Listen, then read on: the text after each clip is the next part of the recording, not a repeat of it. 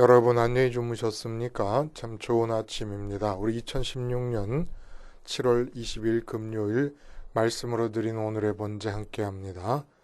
열왕기상 13장 11절에서 34절까지 말씀으로 같이 합니다. 우리는 11절에서 19절까지만 같이 읽어봅니다. 시작.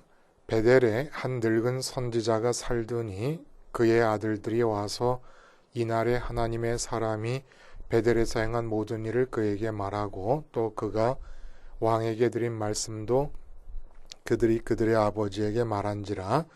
그들의 아버지가 그들에게 이르되 그가 어느 길로 가더냐 하니 그의 아들들이 유다에서부터 온 하나님의 사람의 간 길을 보았음이라. 그가 그의 아들들에게 이르되 나를 위하여 나귀의 안장을 지우라. 그들이 나귀의 안장을 지우니 그가 타고 하나님의 사람을 뒤따라가서 상수리나무 아래에 앉은 것을 보고 이르되 그대가 유대에서 온 하나님의 사람이냐? 대답하되 그러하다. 그가 그 사람에게 이르되 나와 함께 집으로 가서 떡을 먹으라.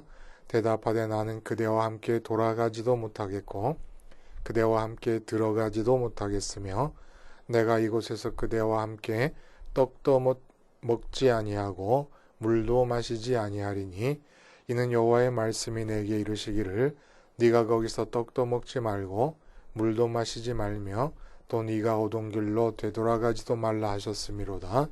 그가 그 사람에게 이르되 나도 그대와 같은 선지자라. 천사가 여호와의 말씀으로 내게 이르기를 그를 네 집으로 데리고 돌아가서 그에게 떡을 먹이고 물을 마시게 하라 하였느니라 하니 이는 그 사람을 속임이라. 이에 그 사람이 그와 함께 돌아가서 그의 집에서 떡을 먹으며 물을 마시니라. 오늘 우리가 함께 읽은 말씀 중심으로 좀비들의 성경 읽기라는 제목의 하나님 말씀 증거합니다. 좀비들의 성경 읽기. 마르틴 루터가 에라스무스의 그리스 신약 성경을 독일어로 번역을 합니다.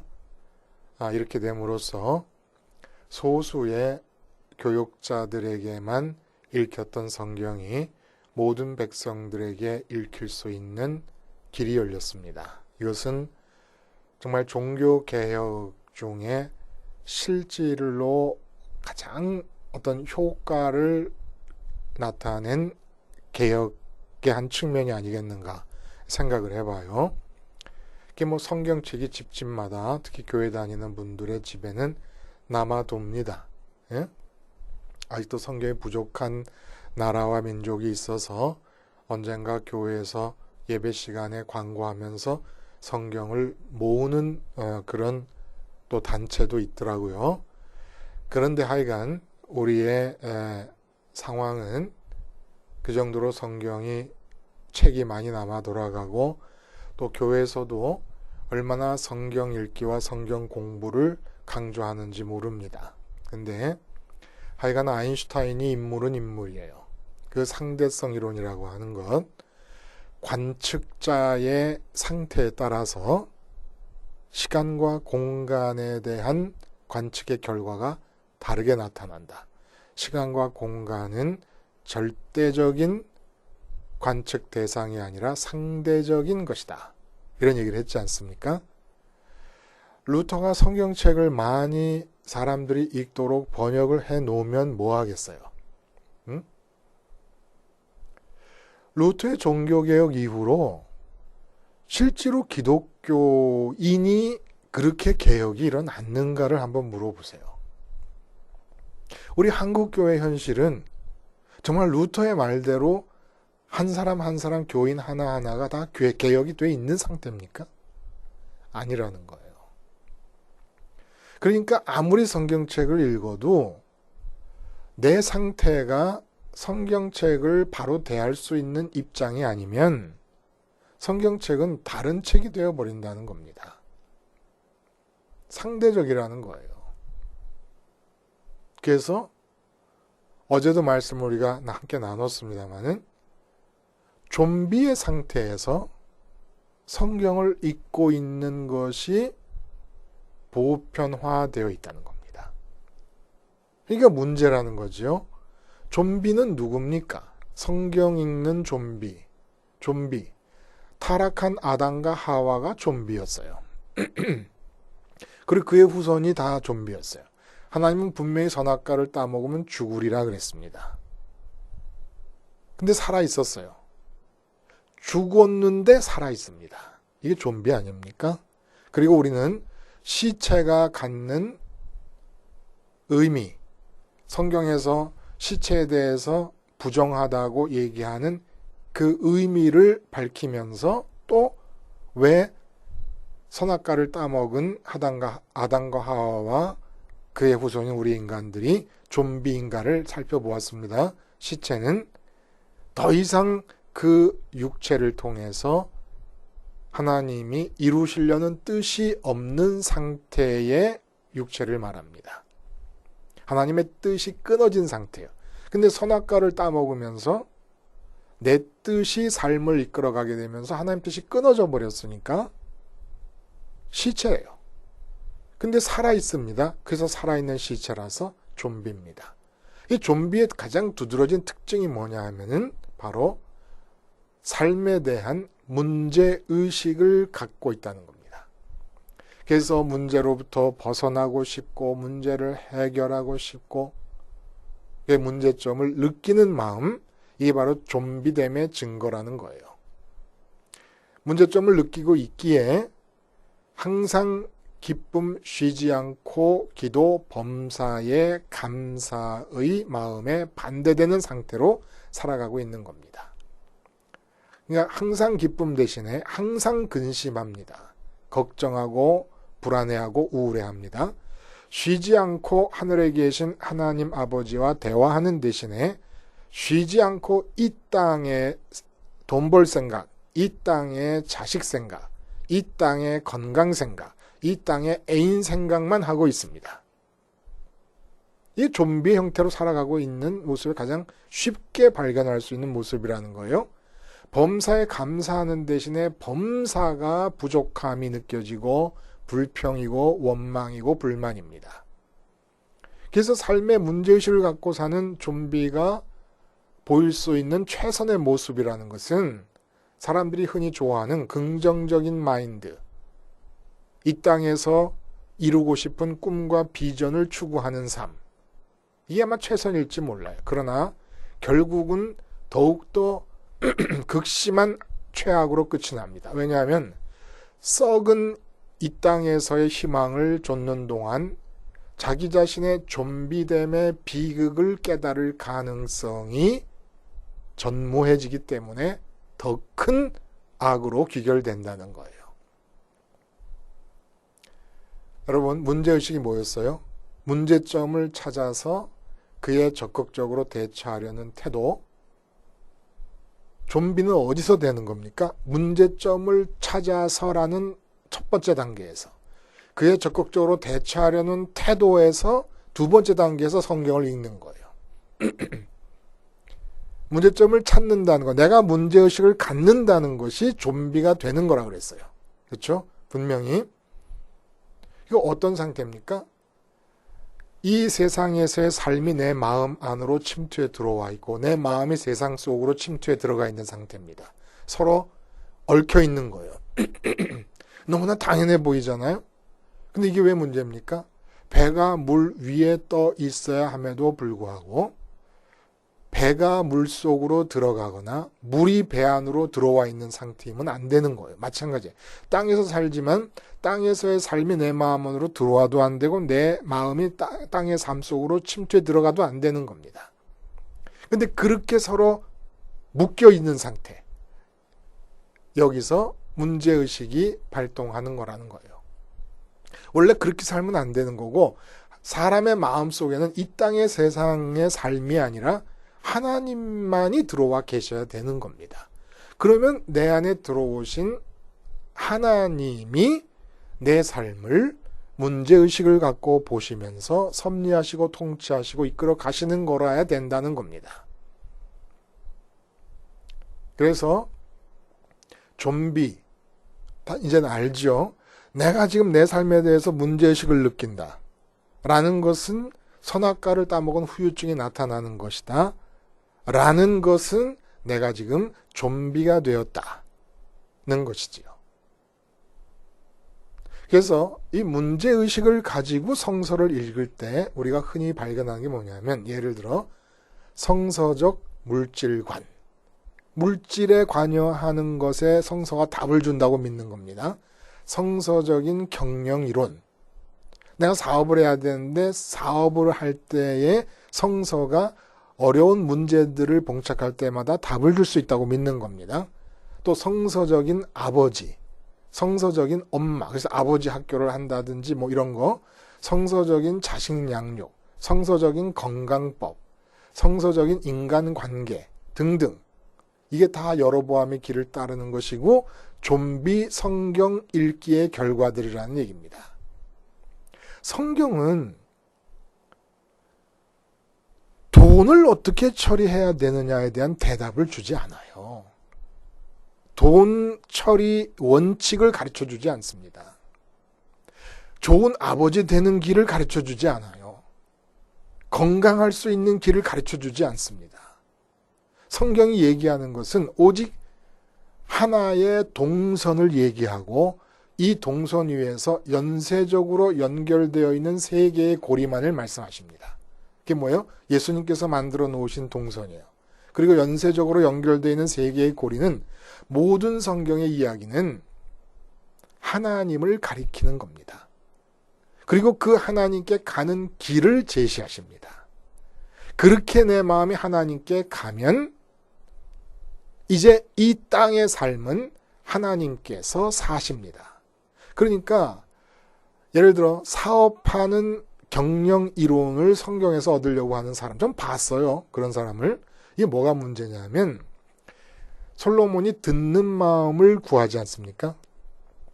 솔로몬이 하나님, 제가 경제 문제, 이 국가의 재정 문제를 다룰 때의 지혜, 그리고 재판, 민사소송을 할 때의 지혜, 그리고 신하들을 다룰 때의 인간관계의 지혜, 이런 몇 가지 분야가 있으니까 왕으로서 해야 될 이런 각 분야에 대해서 내가 행할 지혜로운 원칙을 주시옵소서, 이렇게 기도한 게 아니라는 거예요. 듣는 마음을 구했습니다. 듣는 마음이 뭐예요? 어느 하나의 원칙을 가지고, 이론을 가지고 살겠다는 게 아니라 매 순간 케이스가 주어질 때마다 하나님께서 내 옆에서 그 문제에 대한 하나님의 생각을 들려주시옵소서, 신약적으로 말하면 하나님께서 내 안에서 그 문제에 대해서 직접 취급해 주시옵소서. 그러니까 원칙을 얻어내는 게 아니라는 겁니다. 해답을 얻어내는 게 아니라는 거예요. 나는 떠나고 그 자리를, 문제가 있다고 느껴지는 그 자리를 나는 죽어서 떠나는 것이지 그 문제에 대한 해답을 얻어내는 게 아니라는 겁니다. 근데 좀비들의 특징은 뭐냐면, 성경을 문제의식을 갖고 달라들어서 읽으면서 삶에 대한 해답을 얻으려고 그러는 거예요. 좀비가 성경을 읽고 성경 공부를 할 때 반드시 나타나는 특징이 바로 이런 거라는 겁니다. 그러니까 원칙을 찾으려고 그러고, 모든 문제, 어떤 특정한 분야에서 나타나는 모든 문제를 여는 마스터 키를 성경에서 얻으려고 그럴 때 나타나는 것은 살아계신 하나님과의 라이브 교제가 끊어진다는 거예요. 원칙이 있으니까 원칙을 따르는 게 되니까. 그리고 이게 율법주의의 문제이기도 하고. 자, 여로보암의 종교 정책의 핵심은 뭡니까? 출애굽 사건을 상징화한 것이에요. 성경 속 조상들의 출애굽 사건을 지금의 나의 출애굽, 출 문제의 가능성으로 받아들이도록 유도했다는 겁니다. 정치가로서 민심을 모으는 것에 탁월한 효과를 냈을 뿐만 아니라 자기가 만든 금송아지 종교의 부흥을 위해서도 탁월한 전략이었어요. 뭐가? 출애굽을 상징화시켜서 우리 삶에서 느끼는 모든 탈출 문제의 가능성으로 열어준 것. 이게 교회가 부흥하는 비결이라는 겁니다. 숫자적으로 부흥하는. 그런데 이 여로보암의 전략이 특이한 것은 곧바로 바알이나 아스타롯 등의 가나안 종교 우상들을 섬기게 한 게 아니라는 거예요. 금송아지를 출애굽의 하나님으로 명명하면서 두 가지를 이룹니다. 한편으로는 여호와 하나님의 이름을 그대로 붙잡게 하고 다른 한편으로는 출애굽 사건을 상징화함으로써 이 땅에서 삶에 대해 가지는 문제의식을 바로 여호와 하나님 신앙에서 찾게 만드는 거예요. 그러니까 문제의식에 대한 답이 주가 되는 거예요. 그러니까 그 신은 여호와 하나님이라는 이름이 가리키는 신은 금송아지든 하늘에 계시든 상관이 없는 게 돼버립니다. 주 목적이 해답을 찾는 게 돼버리니까. 오늘 그러면 본문은 도대체 뭐냐? 이렇게 여로보암의 좀비의 성경 읽기식의 태도가 왜 나왔는가를 말해주는 거예요. 그것은 바로 문제의식을 갖고 성경을 읽는 게 좀비의 성경 읽기란 말입니다. 문제의식을 갖는다는 것 자체가 좀비가 되었다는 얘기니까. 선악과를 따먹은 결과니까. 무엇이 문제인지 선악을 판단하니까 생긴 거 아니겠습니까? 그러니까 내가 좀비가 된 거예요. 근데 하나님이 가장 더럽게 생각하는 것의 상징이 시체입니다. 시체. 살아있는 시체. 이 더러움을 가지고 성경을 읽는 거예요. 그러니까. 근데 그게 왜 생기느냐 하면 바로 주인의식 때문에 생긴다는 것을 오늘 본문이 얘기해주고 있습니다. 주인의식. 본문의 내용은 우리가 읽은 본문 베델에 노 선지자가 한 사람이 있는데 아들들이 유다에서 온 하나님의 사람이 여로보암 왕 앞에서 그 왕이 금송아지 이 제단에서 분향할 때에 하나님의 징계의 예언을 하는 것을 보았습니다. 그 사건을 보았어요. 그래서 여로보암이 잡으라 그럴 때 손이 말라버린 것, 그리고 제단이 이제 그 징계가 요시야 왕 때가 되면 300년 뒤에 사람의 뼈를 태울 것이다. 그러니까 그 제단의 영적 의미를 밝힌 거잖아요.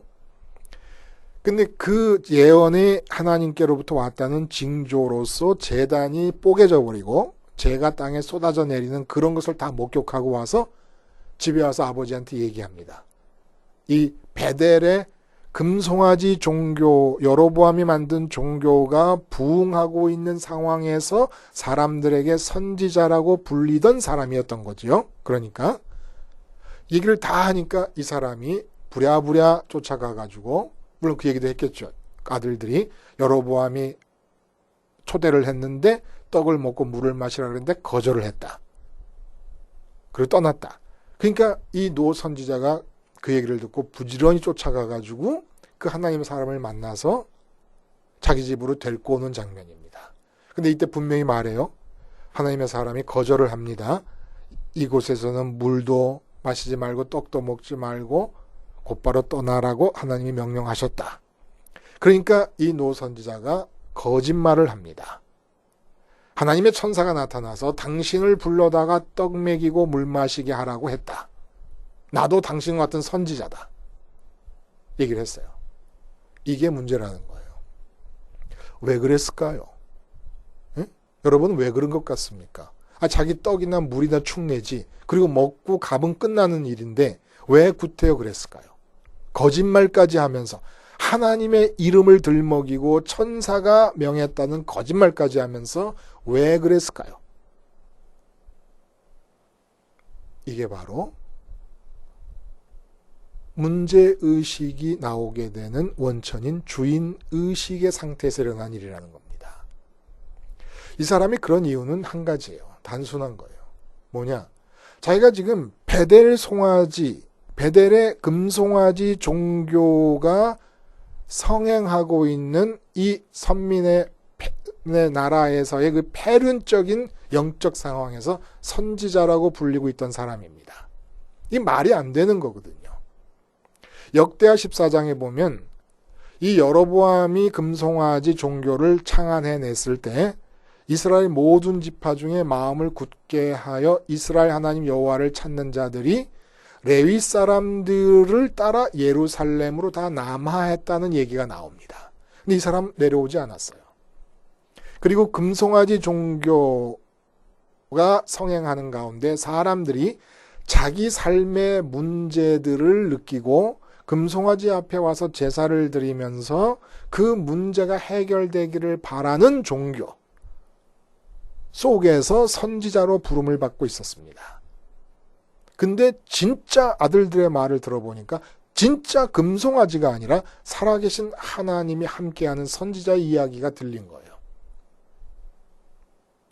그러면 사람들이 물을 거 아닙니까? 당신도 선지자고 이 사람도 선지자인데 당신한테는 왜 이런 징조가 보이지 않느냐? 하나님의 사람이라는 징조가 보이지 않느냐? 자기 자신이 자기에게 물을 수도 있고 사람들의 눈을 의식해서 스스로 도둑이 제발이 저리다고 자기가 느낄 수 있는 거 아닙니까? 그 사람을 데려온 거예요. 그 사람과 교제함으로써 자기의 선지자로서의 위치를 그러한 실질적인 하나님의 함께함으로 나타나는 징조가 나타나는 그런 선지자의 위치로 격상시키는 것이고 자기의 속임수와 열등감을 커버하려고 부른 겁니다. 이상하죠? 살아계신 하나님의 함께하심이 징조로 나타났으면 나도 저 사람처럼 하나님의 살아계심이 내 삶에서 나타나도록 하나님을 열심히 찾아야 되겠다. 이렇게 하면 되잖아요. 근데 하나님을 찾을 생각을 안 합니다. 사람들 눈에서 실제로 징조가 보인 그 사람과 함께 교제하고 떡을 먹고 식사를 함으로써 사람들 눈에 저 진짜 선지자와 같은 급이요 동류구나라는 것을 인식시키고 싶어 한다는 겁니다. 왜 이런 마음이 생길까요?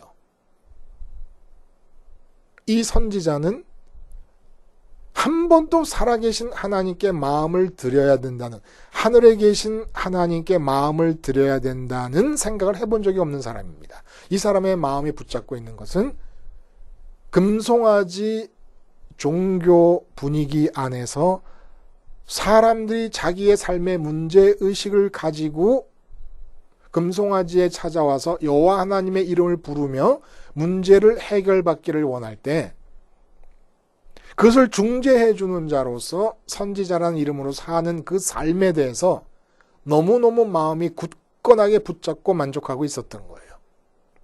한마디로 이 세상의 삶에 대해서 내가 주인이 되었던 겁니다.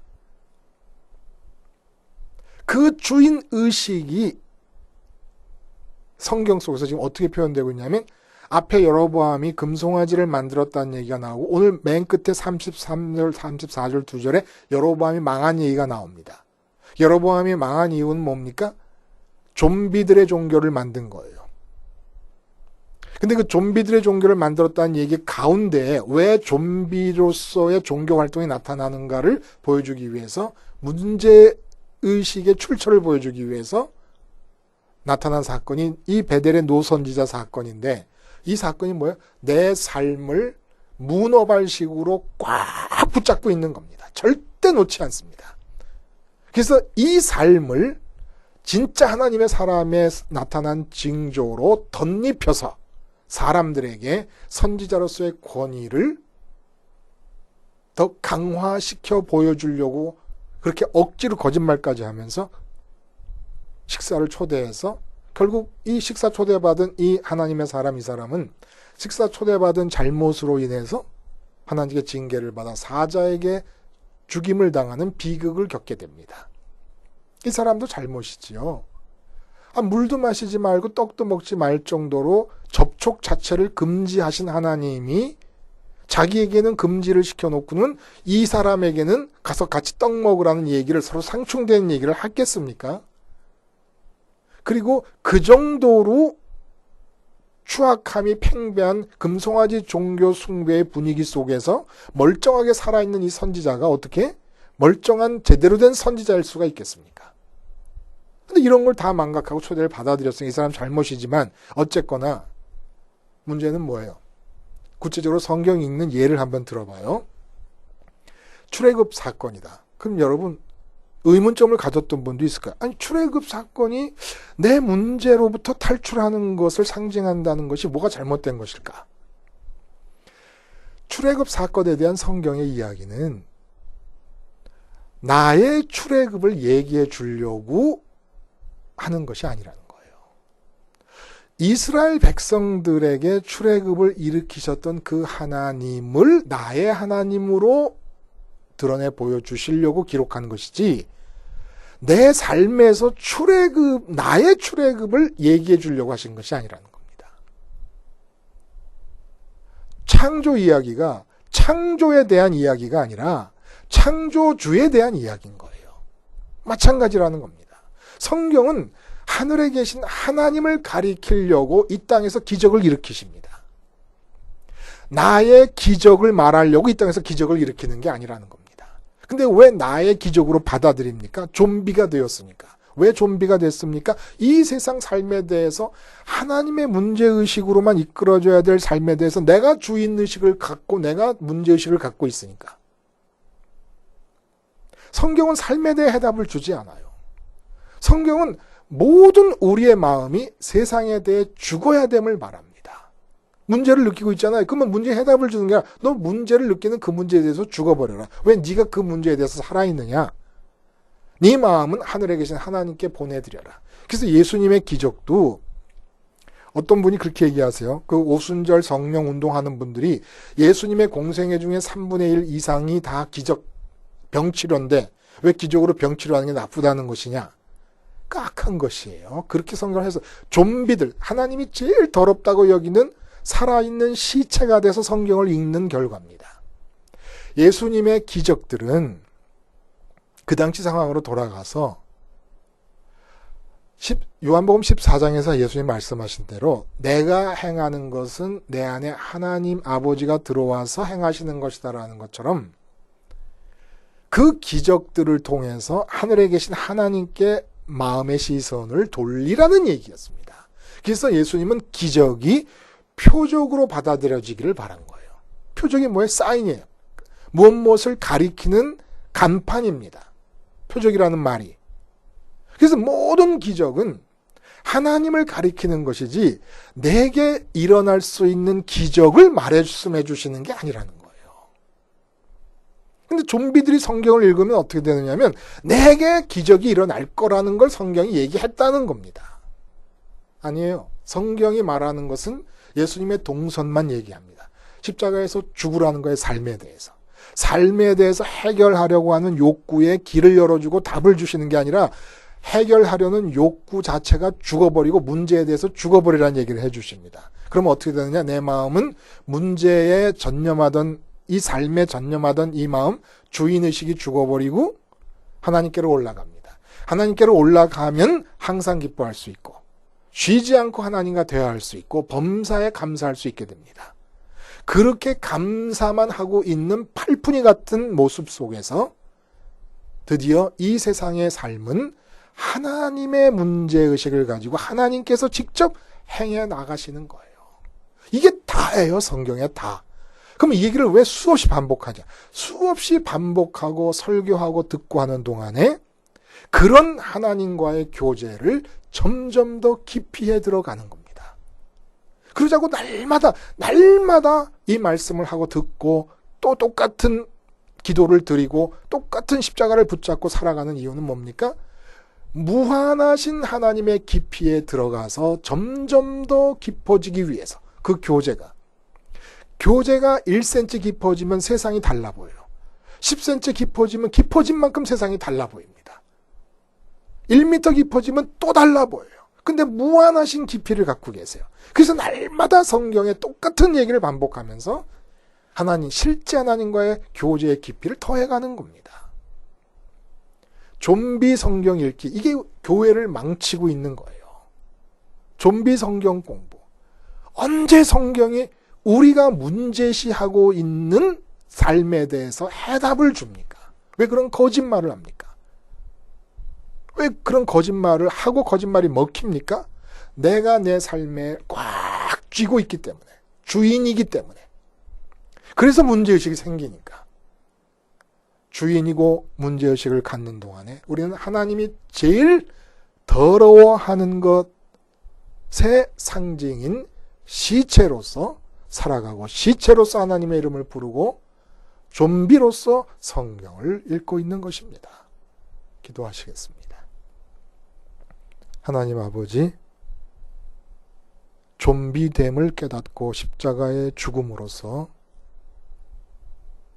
오직 주님의 십자가에서 부활하시고 승천하시고 그리고 그 이전에 하늘에서 이 땅으로 내려오신 이 완벽한 동선 위에서만 우리의 삶이 진행될 수 있게 하여 주시옵소서. 예수님의 이름으로 기도하옵나이다. 아멘.